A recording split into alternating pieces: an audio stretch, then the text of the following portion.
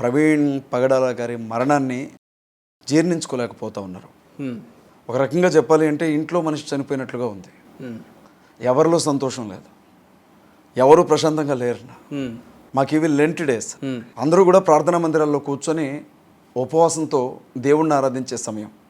కానీ ఎంత దుఃఖంతో ఉన్నారు అని అంటే ఆ సంతోషం ఎవరిలోనూ లేదన్న. ఇవాళ ఆంధ్రాలో కానీ తెలంగాణలో కానీ క్రైస్తవ సమాజంలో ఎవరిలో కూడా సంతోషం లేదన్న. ఇవాళ ప్రతి ఇంట్లో కూడా వాళ్ళ బిడ్డను పోగొట్టుకున్నటువంటి బాధలోనే మేమందరం ఉన్నాం. ఇవాళ ఏంటి ప్రవీణ్ గారు చనిపోతే ఆ రోడ్ల మీద ఆ జనాలు ఏంటి, ఆ జన సంద్రోహం ఏంటి, పాస్టర్లంతా ఇంత ఆవేశానికి ఆగ్రహానికి లోనవ్వడం ఏంటి, ఏం జరుగుతుంది? ఆయన మరణం పట్ల ఏమైంది అని అంటే ఏం చెప్తారు మీరు? ఇప్పుడు ప్రవీణ్ పగడాల గారు తన కోసం తాను బ్రతికిన వ్యక్తి అయి ఉంటే తను చనిపోతే ఎవరు వచ్చేవాళ్ళు కాదు. కానీ ఆయన క్రైస్తవ సమాజం కోసం బ్రతికాడు. అక్షరముఖ రాని వాళ్ళకు కూడా బైబిల్ గ్రంథాన్ని చాలా స్పష్టంగా బోధించగలిగిన వక్త ఆయన. బైబిల్ గ్రంథం గురించి ఏదైనా ఒక ప్రశ్న వచ్చి ఎదురుగా నిలబడితే అడిగిన వాడే సిగ్గుపడేలాగా సమాధానం చెప్పేవాడు. రక్షణ టీవీలో అనేక డిబేట్స్లో ఆయన ఒక వక్తగా మాత్రమే కాదు, ఒక జర్నలిస్ట్గా ఎన్నో ప్రశ్నలు అడిగిన వ్యక్తి. చాలా జిల్లాల్లో ఉన్న తెలంగాణలో, ఆంధ్రాలో ఎన్నో మీటింగ్స్ ఏర్పాటు చేసి ఓపెన్గా ప్రజలను పిలిచి వాళ్ళకి ఏ అనుమానం ఉన్నా మీ ప్రశ్న మా జవాబు పేరుతో అద్భుతంగా అనుమానాలు తీర్చిన వ్యక్తి.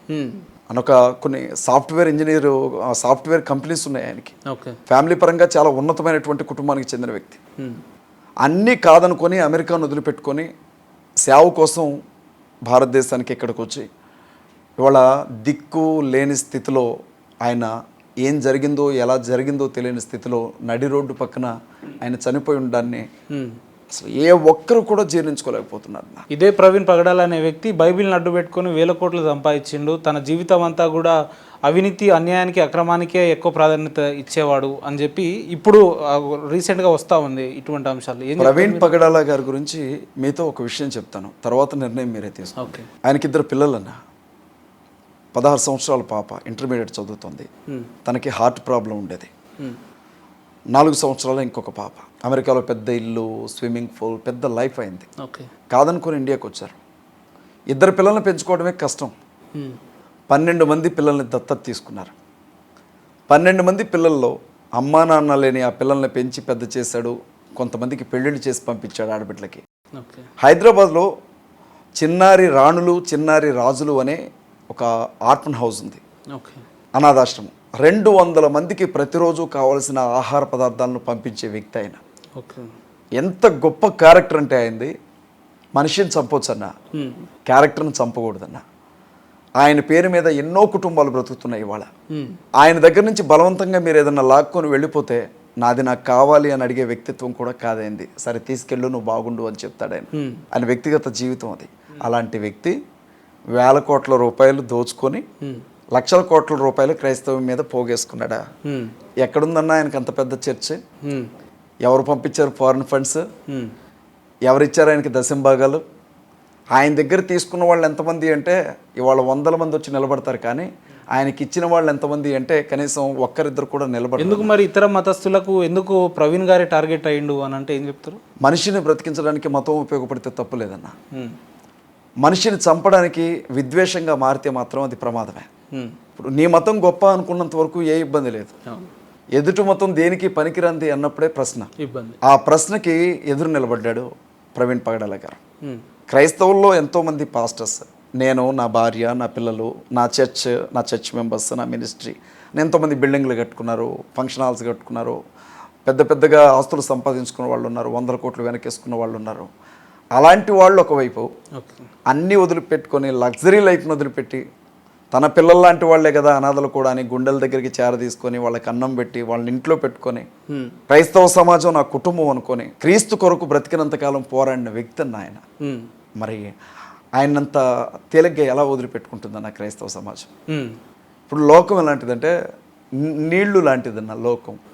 అంటే బ్రతుకున్న మనిషిని లోపలికి లాగేస్తుంది, చనిపోయిన వ్యక్తిని బయటికి నెడుతుంది.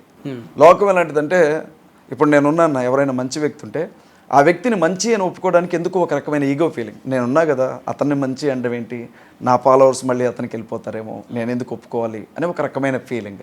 అదే చనిపోయాడు అనుకోండి, ఇక ఏ ఇబ్బంది ఉండదు అనమాట. తన పోటీ కాదు కదా, తనకి రాడు కదా. అప్పుడు వాస్తవాలన్నీ కూడా మాట్లాడతారు. అయితే ఇప్పుడు విషయం ఏంటంటే చచ్చిపోయిన తర్వాత చెడ్డోడిని కూడా మంచోడు అంటారు. కానీ ఇదేం విచిత్రమో, అంత గొప్ప వ్యక్తి చనిపోతే ఆయన్ని ఇప్పుడు త్రాగుబోతులాగా చిత్రీకరించారు ఆయన్ని. కాదంటారా? లేదన్నా, కాదంటారా? ఆయన సాక్ష్యం మీరు విన్నారో లేదో, నేను సేవ పరిచయంలోనికి రాకముందు ఎప్పుడు చూసినా మత్తులోనే ఉండేవాడిని, బాగా మందు తాగేవాడిని, డ్రగ్స్ తీసుకునేవాడిని, గొడవల్లో కొట్లాట్లలో పెద్ద రౌడీలాగా బ్రతికాను, మాది కడప అని చెప్పాడు ఆయన. కానీ సేవలోనికి వచ్చిన తర్వాత ఒక చిన్న విషయం చెప్తాను. ఆయనకి చక్కెర ఎక్కువ వేస్తే ఆయన ఏమంటాడు తెలుసా అన్న, నేను షుగర్ అంతా తీసుకోను, వద్దమ్మా నాకు షుగర్ పడదు అని అంటాడు ఆయన. అలాంటి వ్యక్తి లిక్కర్ తీసుకున్నాడన్న. మీకు చిన్న విషయం చెప్తానన్నా, మీరున్నారు, మీకు ఒక రేంజ్ ఉంది, మీకు ఒక స్థాయి ఉంది. మీరు హైదరాబాద్ నుంచి మీ ఊరు బయలుదేరారు తొర్రూరు. వస్తున్న దారిలో మీకేదో డిప్రెషన్ ఉంది, మందు తాగాలనిపించింది అనుకోండి, రోడ్డు పక్కన చిల్లరగా ఒక షాప్ దగ్గరికి వెళ్ళి 100 రూపాయలు 200 రూపాయలు పెట్టి లెక్కర కొనుక్కొని తాగి బండి మీద వస్తారా? పడుకుంటూ లెగుస్తూ వస్తారా? ఇంకో చోట మళ్ళీ ఆగి కొని రోడ్డు పక్కన పార్క్ దగ్గర పడుకుంటారా కాసేపు? మీ స్థాయికే మీరేం ఆలోచిస్తారు? ఉపేందర్ అంటే ఒక పేరుంది, నా పేరుని కాపాడుకోవాలి, నా భార్య బిడ్డలు రేపొద్దున మంచైనా చెడైనా ఇబ్బంది అని అనుకుంటారు కదా. అలాంటిది ప్రపంచానికి క్రీస్తు గురించి ప్రకటించినంత గొప్ప వ్యక్తి ఎంత ఆలోచించుంటాడన్నా? మనం ఆలోచించాలి కదా. 15 గంటల ఫుటేజ్లో ఎక్కడైనా ఆయన ముఖం కనపడితే బాగుండు, ఒక్కసారైనా ఆయన చూపెడితే బాగుండు అనుకున్నాం. కానీ ఒక్క చోట కూడా ఆయన హెల్మెట్, ఆయన మాస్క్, ఆయన్ని ఇది ఆయనే అని చూపించారు తప్ప 4 గంటలు అక్కడే పడుకున్నాడన్న సమయంలో కూడా ఆయన ముఖాన్ని చూపించే ప్రయత్నం చేయలేదు. ఒప్పుకోవడానికి మనసు రావట్లేదన్న. ఎలా ఒప్పుకుంటామన్నా? ఇప్పుడు ఎన్ని అనుమానాలు. ఇప్పుడు ఫర్ ఎగ్జాంపుల్ నేనున్నానన్నా, రేపొద్దున ఏదో ఒక విషయంలో నేను చనిపోయాను అనుకోండి, ఒక ఆడపిల్లతో నాకు అక్రమ సంబంధాన్ని అంటగట్టి వ్యభిచారం చేస్తూ వీడు చచ్చిపోయాడని ఎవరో మాట్లాడితే ఫాల్స్ న్యూస్ క్రియేట్ చేసి నా కుటుంబానికి ఎలా ఉంటుంది? ఆ మనిషి చనిపోవడం కూడా పెద్ద విషయం కాదు. ఇప్పుడు అతని క్యారెక్టర్ని చంపుతున్నారు, అతని వ్యక్తిత్వాన్ని చంపుతున్నారు. అది తట్టుకోలేకపోతుంది క్రైస్తవ సమాజం. అన్న, ఏ విషయాన్నైనా నిజాన్ని నిక్కచ్చిగా మాట్లాడే అజయ్ బాబు గారు లెక్క మాట్లాడండి. మీరు ఒకటే ఒక ప్రశ్న అడుగుతా, దానికి సూటిగా సమాధానం చెప్పండి. అడగండి అన్న. ప్రవీణ్ పగడాల్ గారు చనిపోయిందా చంపేశారా? చనిపోయిందా చంపేశారా? చనిపోయిందా చంపేశారా? ఆయన అనుమానాస్పదమైనటువంటి మృతిగా మాత్రం నేను చెప్తాను. చనిపోయిందా చంపేశారా? నేను పక్కన చూడలేదు కదా. చనిపోయిందా చంపేశారా? ఆయన చనిపోయిన మాట వాస్తవమే, కానీ ఆయన ఎలా చనిపోయాడు అన్నదే ప్రశ్న ఇప్పుడు. కానీ చంపేశారు అనే చెప్పి ఇదే అజయ్ బాబు గారు మొదటి నుంచి మాట్లాడుతున్నాడు, వాదిస్తున్నాడు కదా. అనుమానాలు ఉన్నాయని చెప్తున్నాం. అది యాక్సిడెంట్ అంటే అంత గుడ్డిగా నమ్మలేకపోతున్నాం మేము. ఎందుకంటే అక్కడికి వెళ్ళామన్నా, చనిపోయిన వ్యక్తిని చూసాం, రోడ్డు దగ్గర నుంచి 5-6 అడుగుల పక్కన బండి పడిపోయి ఉంది. ముఖానికి ఉండే స్పెడ్స్, ఇప్పుడు యాక్సిడెంట్ జరిగితే ఆ కళ్ళద్దాలు పగిలిపోవాలా వద్దన్న? కళ్ళకు పెట్టుకున్న అద్దాలు పగిలిపోవాలి, వాటిని జాగ్రత్తగా తీసి పక్కన పెట్టారు. మూతుకుండే మాస్క్ పక్కన పెట్టుంది. అది ఎట్లా సాధ్యం? నాకు కాదన్నా, ఇప్పటికీ కూడా ఎంతో మంది వెళ్ళి ఆ ప్లేస్ని చూసి వస్తున్నారు. బండి యాక్సిడెంట్ అయినప్పుడు డూమ్ లైట్ ఎక్కడో పగిలిపోయింది, సరే చిన్న దెబ్బ తగలదా బండికి? బండి మనిషి మీద అలా పడుకోబెట్టినట్లుగా పడిపోయింది. యాక్సిడెంట్ అయితే మనిషి ఒక వైపు పడతాడు, బండి ఒక వైపు పడుతుంది, కనీసం పక్కన పడతారు. దుప్పటి కప్పుకున్నట్లుగా ఉంటుందా? అదే ప్లేస్లో రక్తం అంటిన కర్రలు ఉన్నాయి. దాదాపు 24 గంటలు ఆ ఇన్సిడెంట్ జరిగిన తర్వాత పోలీసులు క్రైమ్ సీన్ని ప్రొటెక్ట్ చేయాల. అదంతా చూసినప్పుడు ప్రతి ఒక్కరికి కూడా ఇది ఎట్లా యాక్సిడెంట్ అన్న ఒక అనుమానం. అంటే ఇప్పుడు వస్తున్న సీసీ ఫుటేజ్ కావచ్చు, ఫోన్పే ట్రాన్సాక్షన్స్, పేటిఎం ట్రాన్సాక్షన్స్, ఇవన్నీ పోలీస్ డిపార్ట్మెంట్ రిలీజ్ చేసిందే కదా. అంటే మీరు డిపార్ట్మెంట్ని తప్పు పడుతున్నారా ఎట్లా? ఇప్పుడు ఒకవేళ అదే వాస్తవం అనుకోండి, పూర్తి ఆధారాలతో బయటపెట్టండి. పూర్తి ఆధారాలతో బయటపెట్టండి. ఇన్ని రోజులు అవసరం లేదు కదా. మీ దగ్గర అన్ని ఆధారాలు ఉన్నాయి, సీసీటీవీ ఫుటేజ్లు ఉన్నాయి అనుకుందాం, ఫోన్పేలు గూగుల్ పేలు ఉన్నాయి, మీ దగ్గర అన్నీ ఉన్నాయి. ఓపెన్గా చెప్పేసేయండి, అదే విషయం చెప్పండి. మీరు చెప్పనంత వరకు మాకు అనుమానం ఉంటుంది కదా. అనుమానాస్పద మృతిగానే మీరు కూడా కేసు కట్టారు కదా, ఎఫ్ఐఆర్ చేసింది అనుమానాస్పద మృతి అంటే మీకు కూడా అనుమానం ఉందనే కదా అర్థం. లేదు, అనుమానం లేదు, ఇది యాక్సిడెంటే, ఇట్లా జరిగింది అని అంటే ఓపెన్గా చెప్పండి. పోలీసులే వచ్చి మధ్యలో ఎవరెవరో వచ్చి మాట్లాడడం ఏంటన్నా? పోలీసులు కదా మాట్లాడాల్సింది. ఎంత దారుణమైనటువంటి విషయం అన్నా ఇది. మీకు అన్నీ తెలుసు, ఓకే చెప్పేసేయండి, ఇలా జరిగిందని చెప్పండి. మా తలరాత అనుకుంటాం, ఇలా జరిగింది అనుకుంటాం. కానీ మీకే అన్న అనుమానాలు ఉండి కేసునే మీరు అనుమానాస్పద కేసుగా మార్చినప్పుడు యావత్ క్రైస్తవ సమాజానికి అనుమానం ఉంది ఆయన చనిపోయిన ఆ ప్లేస్ని చూసినప్పుడు. సరే, మీరు చెప్తున్నట్టు అనుమానమే ఉంది అని ఒక నిమిషం అనుకుంటే ప్రవీణ్ గారిని హత్య చేయాల్సినంత అవసరం ఎవరికి ఉందని? ఎవరికైనా ఉండొచ్చు. నేనేమనుకుంటానంటే, ప్రవీణ్ గారిని ఒకవేళ మా అందరి అనుమానాలే వాస్తవమై అది కానీ హత్య అయి ఉంటే, ప్రవీణ్ గారిని చంపితే ఎవరికి లాభం ఉంటుందో వాళ్ళు చంపుండాలి. లేదా ప్రవీణ్ గారి మీద ఎవరికైనా పగుంటే వాళ్ళు చంపుండాలి. లేదా ప్రవీణ్ గారు ఎవరికన్నా కెరీర్కి ప్రమాదకరంగా ఆయన మారుంటే వాళ్ళు చంపుండాలి. లేదా ఆస్తిపాస్తులకు సంబంధించినటువంటి వ్యవహారాల్లో ఎవరైనా ఇన్వాల్వ్ అయి ఉండాలి. ఏదో ఒకటి జరిగి ఉండొచ్చు. మేమేమంటున్నామంటే ఏం జరిగిందో మాకు తెలియదు, కానీ అతను చనిపోయినటువంటి స్థలం, చనిపోయినటువంటి ఆ శవం నమ్మశక్యంగా లేదు. యాక్సిడెంట్ అంటే ప్రవీణ్ గారు చచ్చిపోతే హైందవ సమాజాన్ని లేదంటే హైందవ మత పెద్దల్ని ఎందుకు తీరుతున్నారు మీరు? అవసరం ఏముందంటే ఇప్పుడు విషయం ఏంటంటేనా, దాదాపు ఆయన సేవా పరిచర్యలో రాధా మనోహర్ దాస్తో కావచ్చు, ధర్మార్గం భాస్కర్ రాజ్తో కావచ్చు, హిందుత్వానికి మేమే పెద్ద దిక్కు అని మాట్లాడిన ఎంతో మందితో డిబేట్లు చేసిన వ్యక్తి ఆయన డిబేట్ చేసిన ప్రతిసారి ఆ కామెంట్ సెక్షన్లో ఆయన్ని చాలా పెద్దగా దూషించినటువంటి వాళ్ళు ఉన్నారు, చాలా రకాలుగా. ఒకసారి అయితే రాధా మనోహర్ దాస్ లేచి వెళ్ళిపోయాడు డిబేట్లోంచి. ద సేమ్ టైం ఆయన మహమ్మద్ ప్రవక్త మీద కూడా విపరీతమైనటువంటి వ్యాఖ్యలు చేశారు ఒక సందర్భంలో. ముస్లిం సమాజం నుంచి షమీ అనే వ్యక్తి, ఆయన కూడా చాలా కఠోరంగా మాట్లాడారు. గడిచిన ఒక నెల రోజుల నుంచి ప్రవీణ్ గారు ఆయన పిఏతో కానీ ఆయన ఇంట్లో కానీ, ఇప్పుడు అన్న పాస్టర్ గారి కుటుంబ సభ్యులు కావచ్చు, బంధువులు కావచ్చు, అన్న ఇట్లా జరిగిందన్న ఇది పరిస్థితి అని చెప్పుకుంటారు కదా. మాకు వచ్చినటువంటి సమాచారం ఏంటంటే ఆయన అనేక సందర్భాల్లో నన్ను చంపుతానని బెదిరింపులు వస్తున్నాయి, నా బిడ్డను చంపడానికి రెక్కి చేస్తున్నారు, నేను ఫేస్బుక్ వేదికగా ఈ విషయాలు చెప్తున్నా క్రైస్తవ సమాజం ఎవరు నన్ను పట్టించుకోవట్లేదు, మన క్రిస్టియన్స్లో యూనిటీ లేదు, రేపు నేను చస్తే తప్ప వీళ్ళకి యూనిటీ రాదేమోనని బాధపడేవాడు. అదే పరిస్థితి మీకు వస్తుందని అనుకుంటారా ఈ 4-5 సిచ్యువేషన్ చూసిన తర్వాత? ప్రవీణ్ పగడాల గారితో పోలిస్తే నేను నథింగ్ అన్న. ఆయన జ్ఞానం కావచ్చు, ఆయన ఆస్తి కావచ్చు, ఆయన తెలివి కావచ్చు, ఆయన వ్యక్తిత్వం కావచ్చు, నేను దేనికి సరిపోను, నేను సరిపోను. ఆయన అలాంటి స్థితిలో మరణించారు, దాని వెనక ఏదైనా కొట్టుంటే నాకు ఓపెన్గా చెప్తున్నారుగా. హమారా ప్రసాద్ పెట్టిన పోస్ట్ మీరు చూడలేదా? నెక్స్ట్ అజయ్ నువ్వేరా చచ్చేది అని పెట్టాడు. బీజేపీ నేత చిన్న అన్న వ్యక్తి పెట్టిన పోస్ట్ మీరు చూడలేదా? నెక్స్ట్ అజయ్ గడే చచ్చేది అని పెట్టాడు. అట్లా ఎంతో మంది పోస్టులు పెడుతున్నారు నెక్స్ట్ అజయ్ అని, ఓపెన్గానే చెప్తున్నారు. సోషల్ మీడియా ప్రాతిపదికగా నాకు వ్యక్తిగతంగా మెసేజ్లు పెడుతున్నారు, ఫోన్లు చేసి బెదిరిస్తున్నారు. నేనేమన్నా దేవుణ్ణా అన్న? నేనేమన్నా దేవుణ్ణా? ఒకవేళ దేవుడు నన్ను శత్రువులకు అప్పగిస్తే చనిపోతానేమో, ఎవరికి తెలుసు. ఆ రోజు కోసం నేను ఎప్పుడు సిద్ధమే అన్న. మీరు ఇప్పుడు నన్ను చంపేళ్ళినా చనిపోవడానికి నేను సిద్ధమే, కానీ దానికి ఒక కాజ్ ఉండాలి, దానికి 10 మందికి ఉపయోగపడాలి ఆ చావు. ఒక మనిషి మరణం అన్న, ఇప్పుడు కోడి చచ్చిపోతే కోసుకొని తింటాం, మేక చచ్చిపోతే కోసుకొని తింటాం, మనిషి చచ్చిపోతే వాడిని తీసుకెళ్ళి పారేయడానికి తప్ప వాడు దేనికి పనికిరాడు. అట్లాంటి చావద్దన్న, 10 మందికి ఉపయోగపడాలన్న.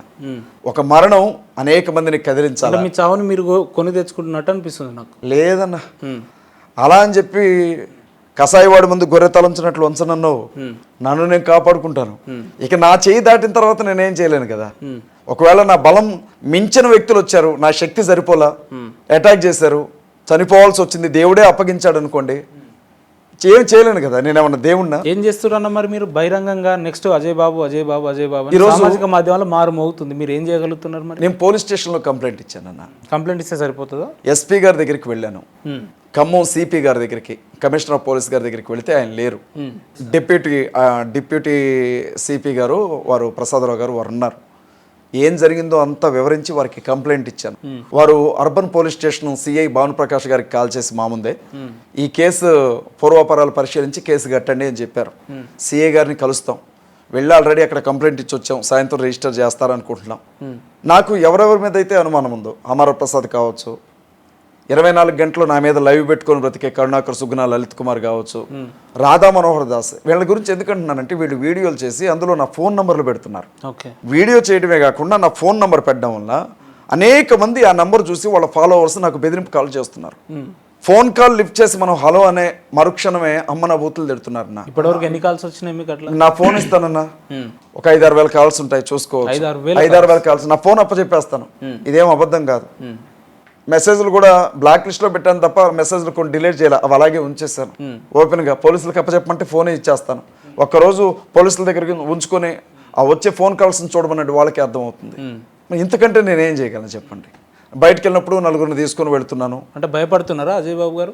భయం కాదన్న, నాకు భార్య బిడ్డలు ఉన్నారు కదా. ఒంటరిగా లింగలింగం అనుకుంటే తిరిగేవాడిని అనుకున్నా, నేను పోతే ఎవరికి రా నష్టం అనుకునేవాడిని. కానీ నాకు 5 సంవత్సరాల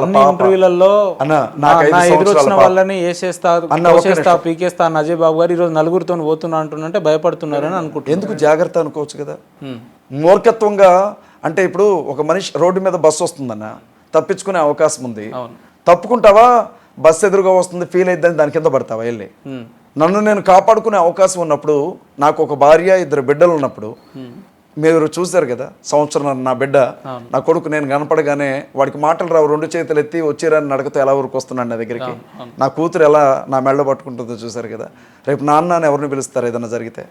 ఇప్పుడు చావు అనేది అందరికీ సహజమే, ఏదో ఒక రోజు చనిపోవాల్సిందే. కానీ కావాలని చెప్పి వెళ్ళి రైలు పట్టాల కింద అయితే పడంగా నన్ను నేను కాపాడుకోవడానికి ప్రయత్నించడం తప్పే ఉంది. అంతవరకు ఎందుకన్నా బయటికి ఎక్కడికన్నా వెళ్ళేటప్పుడు కారులో జాగ్రత్తగా 2 కర్రలో 3 కర్రలో పెట్టుకొని వెళ్తాం. ఎందుకంటే ఎవడొచ్చి అటాక్ చేస్తాడో తెలియదు. అంతవరకు ఎందుకన్నా పార్లమెంట్లో లగడపాటి రాజగోపాల్ గారు నిరసన తెలియజేయడానికి పెప్పర్ స్ప్రే చల్లాడుగా అందరి మీద. ఇవాళ ఎలా ఉన్నాయి పరిస్థితులు చెప్పండి? ఇంట్లోంచి బయటికి వెళ్ళిన వాడిని కళ్ళ ముందే మాయం చేస్తున్నారు. నేను ఒక్కటేనా, నన్ను కాపాడుకోవడానికి విశ్వ ప్రయత్నం చేస్తాను. నా వల్ల కాలేదనుకో నేనేం చేయలేను కదా. ఆ రోజు ఇది అదే మాట, ఈ రోజు ఇదే మాట. చావంటే భయం లేదు నాకు. ప్రవీణ్ పగడాల గారు చనిపోయిన తర్వాత అదొక ఇన్సిడెంట్ లెక్క చూడకుండా ఏదో మీ మీద నెక్స్ట్ టార్గెట్ అవుతున్నట్టు, లేదంటే ఇయాలో రేపు మీరేదో చనిపోతున్నట్టు, చంపేస్తున్నట్టు ఈ రకంగా పోర్ట్రేట్ అవుతుంది సామాజిక మాధ్యమాలు. ఎందుకు? ఇప్పుడు నేను నా భార్య, నా 2 పిల్లలు, నా సంఘం అనుకుంటే నన్ను ఎవరు పట్టించుకునేవాళ్ళు కాదు. కానీ నేను క్రైస్తవ సమాజం అంతా అంటున్నాను, ముస్లిం సమాజం అంతా అంటున్నాను. మీరు గమనించండి, సహజంగా ముస్లింలకి క్రైస్తవులకి పెద్ద ఎత్తున విభేదాలు ఉంటాయి. బైబిల్ పరంగా, ఖురాన్ పరంగా విభేదాలు ఉంటాయి. వినండి, దళిత సామాజిక వర్గం అంటే ఒక రకమైన చిన్న చూపు ఉంటుంది. కానీ నాకు తెలిసింది ఏంటంటే అన్న, 3 తన్నులు తింటున్నారు వాళ్ళ భారతదేశంలో మతం పేరుతో. అందులో క్రైస్తవులు ఒక రకంగా తన్నులు తింటున్నారు మత మార్పిడి పేరుతో. పాకిస్తాన్కి ఎప్పుడు జైగొడతారు వీళ్ళు, వీళ్ళకి అసలు దేశభక్తి ఉండదని ముస్లింలు తన్నులు తింటున్నారు. అనగదక్కబడినటువంటి వారుగా, అణచబడినటువంటి వారుగా, అంటరాని వారుగా దళితులు దెబ్బతింటున్నారు. ఈ 3 వర్గాలు తన్నులు తినేటప్పుడు 3 కలిస్తే తప్పే ఉంది అని చెప్పి ఒక ఆలోచనతో నేను CMDF స్టార్ట్ చేశాను. Christians, Muslims, Dalit front, defence force. నేను ఆ 3 గురించి ఆలోచిస్తాను. అన్న మాకు చిన్నతనంలో సరిగ్గా తినడానికి కూడా ఉండేది కాదన్న. మా ఇంట్లో 4గురికి అన్నం పెట్టలేని పరిస్థితి ఉంటే, మా ఇంటి పక్కన ముస్లిం ఇళ్ళు ఇప్పటికి కూడా ఉంటాయి మా కాలనీలో. వాళ్ళ ఇంటి దగ్గరికి వెళ్తే అన్నం తినే మా వదిన, బేగం వదిన నాకు అన్నం పెట్టుకొచ్చి ఇచ్చేదన్న ఆ పళ్ళెంలోంచి తీసి. ముస్లిమ్స్, అరే బేటా, రేపు వాళ్ళ మధ్యలో పడుకున్నాను నేను ఆ కుటుంబంలో. ఎట్లా మర్చిపోతారన్నా? ఇప్పుడు మా ఇంటి ముందు ఒక కుక్కకు ముద్ద పెడితేనే అది రోజు వచ్చింది మా ఇంటికి. ముస్లిం ఇళ్లలో అన్నం తిన్నాను, నేను ఎలా మర్చిపోవాలి వాళ్ళని? నా భార్య SC దళితురాలన్నా. వాళ్ళ ఇంటికి వెళ్ళినప్పుడు నేను చూస్తాను, ఎంత ఉన్నోడైనా సరే మాదిగా అయితే చాలు కులం పేరుతో తిట్టేస్తారు. వాళ్ళు ఎన్ని మాటలు పడుతుంటారు అన్న. మరి వాళ్ళని ఎలా వదిలిపెట్టుకోవాలి నేను? నా బిడ్డలు ఈరోజు నాకు, నా భార్యకి, అంటే ఒక SCకి ఒక BCకి పుట్టినటువంటి పిల్లలు కదా. నా పిల్లల్లో కూడా తన బ్లడ్ ఉంది కదా. మరి నా పిల్లలను చూసినప్పుడు నాకు దళితులు గుర్తురారా? నేను ఒక క్రిస్టియన్గా క్రైస్తవ సామాజిక వర్గం నాది అని ఓన్ చేసుకుంటానన్న. అయితే నేను కొంచెం కటువుగా మాట్లాడతాను. మాట్లాడినప్పుడు ఏమనుకుంటారంటే వీడికి పొగరు, వీడికి అహంకారం అని అంటారు. కానీ నాలో ఉన్న ఆ బాధను అర్థం చేసుకోవట్లేదు.